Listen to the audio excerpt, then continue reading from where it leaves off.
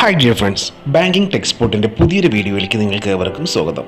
ഇന്ന് ഈ വീഡിയോയിൽ ഞാൻ പറയാൻ പോകുന്നത് നമ്മളൊരു പുതിയ കാർ വാങ്ങിക്കുമ്പോൾ ലോൺ അപ്രൂവൽ ആകാൻ വേണ്ടി എന്തെല്ലാം ചെയ്യണം, എന്തൊക്കെ ചെയ്യേണ്ട എന്ന രീതിയിലാണ് പറയുന്നത്. നമുക്കറിയാം, ഒരു 100% പേര് അല്ലെങ്കിൽ ഒരു 90% പേര് ലോൺ അപ്രൂവൽ ചെയ്യുന്ന മീൻസ് ലോൺ എടുക്കുന്ന സമയത്ത് ഒരു 50% ബാങ്കിൻ്റെ പ്രോസസ്സിംഗ് എല്ലാം ഇങ്ങനെ തന്നെ ആയിരിക്കും. ഇപ്പോൾ HDFC bank, ICICI bank, Kotak Mahindra bank, yes bank, പിന്നെ SBI, അങ്ങനെ എല്ലാ ബാങ്കുകളും ഓപ്ഷൻ ഒന്ന് തന്നെയാണ്. അപ്പോൾ മെയിനായിട്ട് നമുക്ക് ഒരു ലോൺ എടുക്കുന്ന സമയത്ത്, ന്യൂ കാർ ലോൺ എടുക്കുന്ന സമയത്ത് ഡോക്യുമെൻ്റ് എന്തെല്ലാം വേണമെന്ന് വെച്ചാൽ, നമുക്ക് ആദ്യം വേണ്ട ഡോക്യുമെൻ്റാണ് ഈ പറയുന്നത്. ആധാർ കാർഡ് വേണം, പാൻ കാർഡ് വേണം, 6 മാസത്തെ ബാങ്ക് സ്റ്റേറ്റ്മെൻറ്റ് വേണം, ലാൻഡ് ടാക്സിൻ്റെ കോപ്പി, ഒരു ഫോട്ടോ, പിന്നെ ഷോറൂമിൽ തരുന്ന ആ ഒരു ഇൻവോയ്സ്. ഇപ്പം നിങ്ങൾക്ക് പാൻ കാർഡ് ഇല്ല എന്നുണ്ടെങ്കിൽ നിങ്ങൾക്ക് പിന്നെ ഡ്രൈവിംഗ് ലൈസൻസ് കൊടുക്കാം, നമ്മുടെ സൈനുള്ള ഡോക്യുമെൻറ്റ്സ് എന്തെങ്കിലും കൊടുക്കാം, പാസ്പോർട്ട് കൊടുക്കാം. ആധാർ കാർഡ് ഇല്ലെങ്കിൽ വോട്ടർ ഐ ഡി ആയാലും മതി, പാസ്പോർട്ട് ആയാലും മതി. നിങ്ങൾക്ക് ഒരു അഡ്രസ് പ്രൂഫും ഒരു സിഗ്നേച്ചർ പ്രൂഫും വേണമെന്ന് നിർബന്ധമുണ്ടോ? ഇത്രയും കൊടുക്കുക. പിന്നെ 10 ലക്ഷത്തിന് താഴെ വരുന്ന കാറിൻ്റെ കാര്യമാണ് പറയുന്നത്. 10 ലക്ഷത്തിന് താഴെ നമുക്ക് ലോൺ വേണമെങ്കിൽ വേറെ സാലറി സ്ലിപ്പിൻ്റെ ആവശ്യമില്ല. നമുക്ക് ഇന്ന വരുമാനം, അതായത് അവർ വെരിഫിക്കേഷന് വിളിക്കുന്ന സമയത്ത് അത് ഞാൻ പറയാം. അപ്പോൾ നമ്മൾ 10 ലക്ഷത്തിന് മുകളിലാണെങ്കിൽ അവർ സാലറി സ്ലിപ്പ് തീർച്ചയായിട്ടും ചോദിക്കും. ചില ബാങ്കുകളിൽ സാലറി സ്ലിപ്പ് 10 ലക്ഷത്തിന് മുകളിലായാലും താഴെ ആയാലും സ്ഥിര വരുമാനക്കാർക്ക് മാത്രമേ ലോൺ കൊടുക്കുകയുള്ളൂ. നമ്മുടെ സൗത്ത് ഇന്ത്യൻ ബാങ്ക് പോലുള്ള ബാങ്കുകൾക്ക് മിനിമം സാലറി 20,000 ഉണ്ടെങ്കിൽ മാത്രമേ ലോൺ കൊടുക്കുകയുള്ളൂ. അല്ലാതെ വരുന്ന ചില ബാങ്കുകളുണ്ട്. ഇപ്പോൾ yes bank, HDFC bank, axis bank, Kotak Mahindra bank.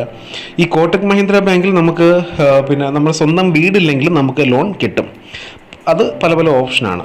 ഇനി നമ്മൾ ശ്രദ്ധിക്കേണ്ട കാര്യം, ടെലി വെരിഫിക്കേഷൻ നമ്മൾ വിളിക്കുന്ന സമയത്ത് അവർ ചോദിക്കും, സാർ എന്താ ചെയ്യുന്നതെന്ന് ചോദിക്കുമ്പോൾ നമ്മൾ പറയണം, നമ്മൾക്ക് ഇപ്പോൾ ബേക്കറിയുടെ ഹോൾസെയിലാണ്, ഡിസ്ട്രിബ്യൂഷനാണ്, അല്ലെങ്കിൽ സ്റ്റിച്ചിങ് ആണ് ചെയ്യുന്നത്, അല്ലെങ്കിൽ പെയിൻറ്റിങ് വർക്കാണ്, അങ്ങനെ പറയാം.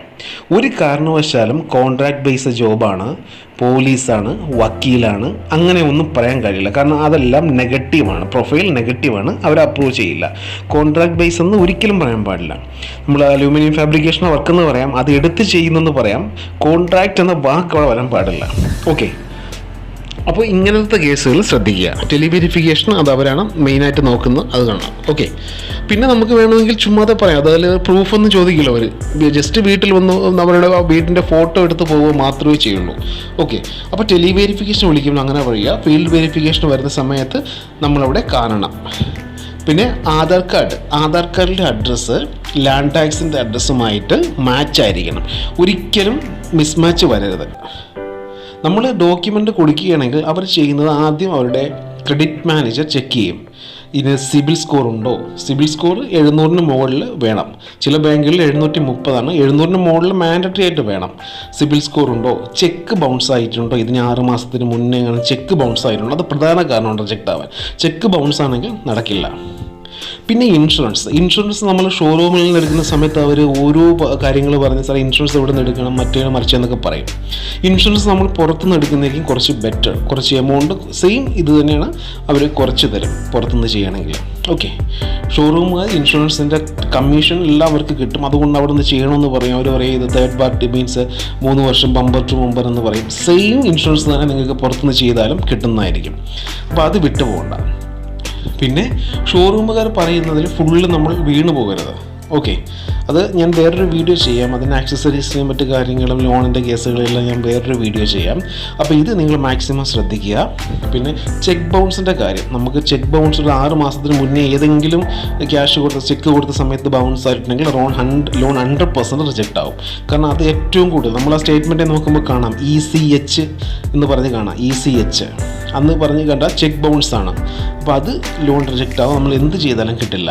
ഓക്കെ, പിന്നെ സ്റ്റേറ്റ്മെൻറ്റിൽ ചില ബാങ്കുകൾ 1-ാം തീയതി, 5-ാം തീയതി, 7-ാം തീയതി, 21-ാം തീയതി ഈ ഡേറ്റുകളിൽ ഒരു ഡെബിറ്റും ഒരു ക്രെഡിറ്റും നിർബന്ധമായിട്ടും നടന്നിരിക്കണം.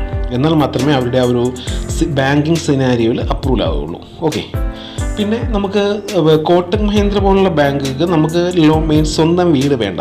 ഇപ്പോൾ നമ്മളുടെ സുഹൃത്തിൻ്റെ വീട് വെച്ചിട്ട് അതിന് സുഹൃത്തിൻ്റെ ഗ്യാരണ്ടറായിട്ട് വെച്ച് നമുക്ക് ചെയ്യാം. ഓക്കെ, ഇങ്ങനെ പല പല ഓപ്ഷനും ഉണ്ട്. അപ്പോൾ എന്തെങ്കിലും ഡൗട്ട് ഉണ്ടെങ്കിൽ നിങ്ങൾ കമൻറ്റിൽ ചോദിച്ചാൽ മതി, ഞാനത് പറഞ്ഞു തരാം. ഓക്കെ, ലോൺ റിജക്റ്റായി എന്തെങ്കിലും ഫയൽ ഉണ്ടെങ്കിൽ ചോദിച്ചാൽ അവർ ഡിമിനിഷിങ് ആണ്, ഫ്ലാറ്റ് എന്നൊക്കെ പറഞ്ഞ കുറച്ച് ഓപ്ഷൻസ് പറയും. അപ്പോൾ അത് നമ്മളെല്ലാം കൂട്ടി കാൽക്കുലേറ്റ് ചെയ്ത് ചെയ്യുക.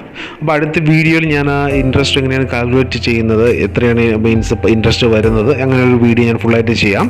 ഇതിൽ ചെയ്യുകയാണെങ്കിൽ ലെങ്ത് കൂടും. അപ്പോൾ നിങ്ങൾക്ക് വീഡിയോ ഇഷ്ടമായെങ്കിൽ തീർച്ചയായിട്ടും ലൈക്ക് ചെയ്യുക, ഷെയർ ചെയ്യുക. Okay, thank you for watching my video. Have A nice day.